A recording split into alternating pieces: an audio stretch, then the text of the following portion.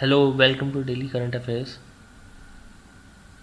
तो आज का सेशन 3 मार्च 2023 का शुरू करते हैं।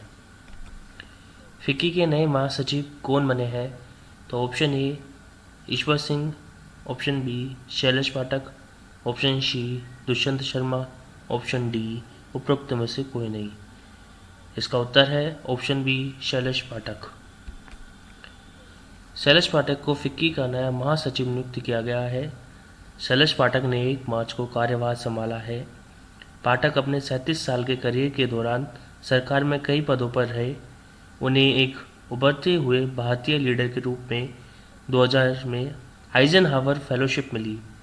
उन्होंने हिमालय में 6,831 मीटर की चोटी पर चढ़ाई की और बुनियादी ढांचे, शहरों, वित्त और सार्वजनिक नीति पर उनके 40 से अधिक प्रकाशन हैं। आइए फिक्की के बारे में देख लेते हैं। फिक्की का पूरा नाम है federation of Indian chambers of commerce and industry. FICCI की स्थापना 1927 में हुई थी। यह भारत में सबसे बड़ा, सबसे पुराना और सर्वोच्च व्यापार गैर सरकारी व्यापार संघ है। इसका मुख्यालय नई दिल्ली में है। शुभ्रकांत पांडा फिक्की के वर्तमान अध्यक्ष है।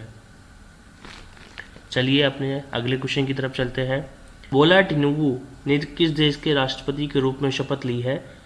आपके ऑप्शन है option A Iraq, option B Nigeria, option C Iran, option D उपरोक्त में से कोई नहीं। तो इसका उत्तर है ऑप्शन बी नाइजीरिया। नाइजीरिया की सत्तारूढ़ पार्टी के उम्मीदवार बोला टिनुबू को राष्ट्रपति चुनाव का विजेता घोषित किया गया है। 1 मार्च को उन्हें अफ्रीका के सबसे अधिक आबादी वाले देश नाइजीरिया के राष्ट्रपति के रूप में शपथ दिलाई गई। इससे पहले वह लागोस राज्य के गवर्नर थे। श्री टिनुबू को 37% वोट मिले, जबकि निकटतम विपक्षी उम्मीदवार श्री अबूबकर को 29% वोट मिले। श्री अबूबकर 2019 में पिछले वोट में भी दूसरे स्थान पर रहे थे। आइए नाइजीरिया के बारे में जान लेते हैं। यह पश्चिमी अफ्रीका में स्थित है। यह नाइजर, चाड, कैमरून और बेनिन के साथ अपनी सीमाओं को साझा करता है। इसकी राजधानी अबूजा है और मुद्रा नायरा है। चलिए अपने अगले क्वेश्चन पर चलते हैं। पहला बोडोलैंड अंतर्राष्ट्रीय ज्ञान महोत्सव कहाँ शुरू हुआ? तो आपके ऑप्शन हैं option A Nagaland, option B Mizoram, option C Assam और ऑप्शन डी उपरोक्त में से कोई नहीं। इसका उत्तर है ऑप्शन सी असम। बोडोलैंड प्रादेशिक क्षेत्र अथवा बीटीआर सरकार के समर्थन से बोडोलैंड विश्वविद्यालय में पहले बोडोलैंड अंतर्राष्ट्रीय ज्ञान महोत्सव का आयोजन किया। यह ज्ञान के आदान प्रदान को बढ़ावा देने के उद्देश्य से कोकराझार में 27 फरवरी से 2 मार्च तक आयोजित किया गया था। इस समारोह में बांग्लादेश के प्रोफेसर मोहम्मद यूनुस, SCCUMOL के संस्थापक सोनम वांगचुक, असम विधानसभा अध्यक्ष विश्वजीत देमारी आदि शामिल हुए। समकालीन बीटीआर और दुनिया में सामाजिक विकास प्राथमिकताओं और प्रमुख सतत विकास लक्ष्यों SDG 2030 की उपलब्धि बोडोलैंड अंतर्राष्ट्रीय ज्ञान महोत्सव का विषयगत क्षेत्र था। उत्सव के दौरान विज्ञान और प्रौद्योगिकी, स्वदेशी ज्ञान प्रणाली, महिला सशक्तिकरण, बाल अधिकार और संरक्षण आदि से संबंधित मुद्दों पर चर्चा की गई। प्रतिभागियों ने एक्ट ईस्ट पॉलिसी में बीटीआर की भूमिका पर भी चर्चा की। पूरे भारत के 300 से अधिक प्रतिनिधियों और 14 देशों के 35 अंतर्राष्ट्रीय प्रतिनिधियों ने उत्सव में भाग लिया। बोडोलैंड एक स्वायत्त क्षेत्र है। यह 5 जिलों से मिलकर बना है, जो ब्रह्मपुत्र नदी के उत्तरी किनारे पर स्थित है। अगले क्वेश्चन पर चलते हैं। कौन सा राज्य पहला मदर मिल्क बैंक स्थापित करेगा? तो आपके ऑप्शन है option A Gujarat, option B Uttarakhand, option C Uttar Pradesh, option D उपरोक्त में से कोई नहीं। तो इस क्वेश्चन का उत्तर है ऑप्शन बी उत्तराखंड। उत्तराखंड स्वास्थ्य विभाग मदर मिल्क बैंक स्थापित करने की योजना बना रहा है। यह उन बच्चों के लिए आशा की किरण होगी जिनकी माता प्रसव के दौरान मर जाती है। इस सुविधा से नवजात शिशु तक मां के दूध के पोषक तत्व काफ़ी हद तक पहुँचेंगे। इस योजना के तहत स्तनपान कराने वाली महिलाएं बैंक को दूध दान कर सकेगी। 2021 में राष्ट्रीय स्वास्थ्य मिशन की नमूना पंजीकरण प्रणाली अथवा SRS की रिपोर्ट के अनुसार उत्तराखंड में देश के 10 हिमालयी राज्यों में प्रति 1000 जीवित बच्चों पर 27 मौतों की तीसरी उच्चतम शिशु मृत्यु दर थी, जबकि अरुणाचल प्रदेश और मेघालय पहले और दूसरे स्थान पर है, जहां शिशु मृत्यु दर सबसे अधिक है। राज्य में शिशु मृत्यु दर को कम करने के लिए सरकार गर्भवती महिलाओं के संस्थागत प्रसव पर ध्यान दे रही है। सरकार ने गर्भवती महिलाओं को निःशुल्क अस्पताल पहुंचाने की व्यवस्था की है।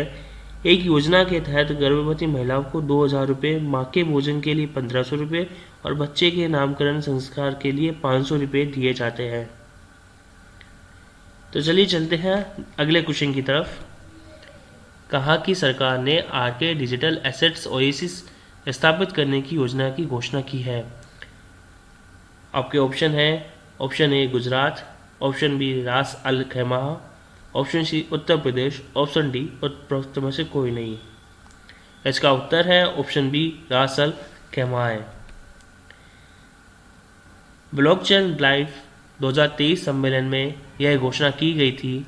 R K digital assets Oasis digital और वर्चुअल एसेट कंपनियों को समर्पित दुनिया का पहला फ्री जोन होगा। यह आवासीय संपत्ति क्षेत्र में गैर विनियमित गतिविधियों के लिए एक उद्देश्य निर्मित नवाचार सक्षम मुक्त क्षेत्र अथवा फ्री जोन होगा। यह 2023 की दूसरी तिमाही में आवेदनों के लिए खुलेगा। रास अल खैमा है अथवा RAK संयुक्त अरब अमीरात के 7 अमीरात में से एक है। ब्लॉकचेन लाइव 2023 सम्मेलन 27-28 फरवरी 2023 को दुबई में हुआ। स्वच्छ ऊर्जा परिवर्तन अपनाने वाले शीर्ष राज्य कौन से हैं? तो आपके ऑप्शन है, ऑप्शन ए गुजरात और राजस्थान, ऑप्शन बी कर्नाटक और गुजरात, ऑप्शन सी उत्तर प्रदेश और मध्य प्रदेश, डी उपरोक्त में से कोई नहीं। इसका उत्तर है ऑप्शन बी कर्नाटक और Gujarat. Institute for energy economics and financial analysis अथवा IEEFA की संयुक्त रिपोर्ट के अनुसार स्वच्छ ऊर्जा अपनाने में कर्नाटक और गुजरात ने अधिकतम प्रगति की है। स्वच्छ विद्युत परिवर्तन के लिए राजस्थान और तमिलनाडु को अपने विद्युत इकोसिस्टम की तैयारी में सुधार करना होगा। इस रिपोर्ट में 16 राज्यों का विश्लेषण किया गया है जो देश की वार्षिक बिजली 90% हिस्सा खपत करते हैं। रिपोर्ट में सिफारिश की गई है कि राज्य को स्वच्छ विद्युत परिवर्तन के लिए बहुआयामी दृष्टिकोण का पालन करना चाहिए। रिपोर्ट में 4 आयामों के संदर्भ में राज्यों के प्रदर्शन को मापा गया है, जो इस प्रकार है। पहला है कार्बोनाइजेशन, दूसरा है बिजली व्यवस्था का प्रदर्शन, तीसरा विद्युत इकोसिस्टम की तैयारी, चौथा नीतियाँ और राजनीतिक प्रतिबद्धताएं। इस रिपोर्ट में जीवाश्म ईंधन आधारित बिजली संयंत्रों से दूर जाने और हरित बाजार को प्रोत्साहित करने की क्षमता में राज्यों को प्रदर्शन को ट्रैक किया है। रिपोर्ट स्टेट इलेक्ट्रिसिटी ट्रांजिशन अथवा SET स्कोरिंग सिस्टम के माध्यम से राज्यों के प्रदर्शन को मापती है।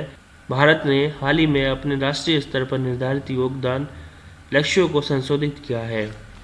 इसी के साथ आज का हमारा सेशन यही समाप्त होता है। अगर आपको हमारी वीडियो पसंद आई हो तो लाइक कीजिए, कमेंट कीजिए, शेयर कीजिए और हमारे चैनल को सब्सक्राइब कीजिए। Thank you for watching.